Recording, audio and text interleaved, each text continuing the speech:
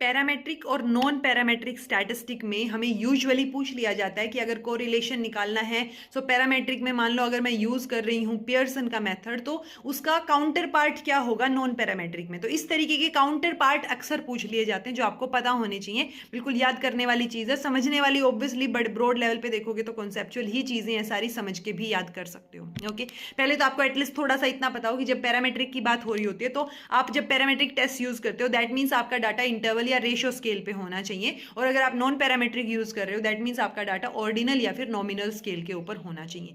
अगर normal probability curve है तो यूजुअली हम किसको यूज करते हैं, पैरामेट्रिक को। मतलब अगर नहीं है तो हम ऑब्वियसली उसको यूज कर सकते हैं नॉन पैरामेट्रिक को, बट अगर है तो भी यूज कर सकते हो। तो नॉन पैरामेट्रिक के लिए एज इट इज कुछ बड़ी एजम्पशंस नहीं है, बट पैरामेट्रिक के लिए है कि आपका डाटा जो है वो इंडिपेंडेंट होना चाहिए, एनपीसी होना चाहिए, नॉर्मल प्रोबेबिलिटी कर्व भी होना चाहिए, डाटा जो है वो इंटरवल और रेशियो स्केल पे होना चाहिए, इक्वल वेरिएंस होना चाहिए। तो ये कुछ एक अजम्पशंस है। अब आपको लिखना है इस तरीके से, आपको क्या बनानी है, एक टेबल बनानी है जिसमें अगर कोरिलेशन है तो पैरामेट्रिक में आप क्या यूज करोगे। अगर कोरिलेशन आपको कैलकुलेट करना है तो आप यूज करोगे पियर्सन्स प्रोडक्ट मोमेंट जो कोफिशिएंट है उसको।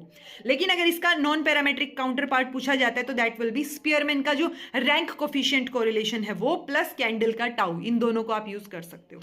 देन कोरिलेशन के नीचे आप मेंशन कीजिए दो ग्रुप्स हैं, टू ग्रुप्स। इंडिपेंडेंट मेजर अगर है सो इंडिपेंडेंट टी टेस्ट आप पैरामेट्रिक में यूज करोगे, तो इंडिपेंडेंट टी टेस्ट का काउंटर पार्ट हो जाएगा नॉन पैरामेट्रिक में मान विटनीज यू टेस्ट। ओके, देन है मोर देन टू ग्रुप अगर हैं तो टी टेस्ट आप नहीं यूज कर पाओगे, तो आप वन वे अनोवा यूज करोगे पैरामेट्रिक में, लेकिन आप जो है नॉन पैरामेट्रिक में हो जाएगा आपका Kruskal Wallis one way ANOVA. Okay, Kruskal, okay, Kruskal Wallis one way ANOVA. Then अगर टू ग्रुप्स हैं लेकिन वो रिपीटेड मेजर्स हैं तो उसमें ही लिखिए आप बिल्कुल लेफ्ट वाले में two measures, two groups repeated measures, तो आप पेयर्ड टी टेस्ट यूज कर लोगे पैरामेट्रिक में, लेकिन वहां पे आप यूज करोगे नॉन पैरामेट्रिक में Wilcoxon matched pair signed rank test, ये वाला विल्कोक्सन वाला। Okay, then more than two group है और रिपीटेड मेजर है तो ऑब्वियसली आप अगेन टी टेस्ट यूज नहीं कर सकते, तो आप one way repeated measures ANOVA use करोगे और आपका नॉन पैरामेट्रिक में हो जाएगा फ्राइडमैन्स टू वे अनोवा। तो ये नाम आपको याद हो कि अच्छा ठीक है, इंडिपेंडेंट टी टेस्ट है तो मान विटनी यू टेस्ट,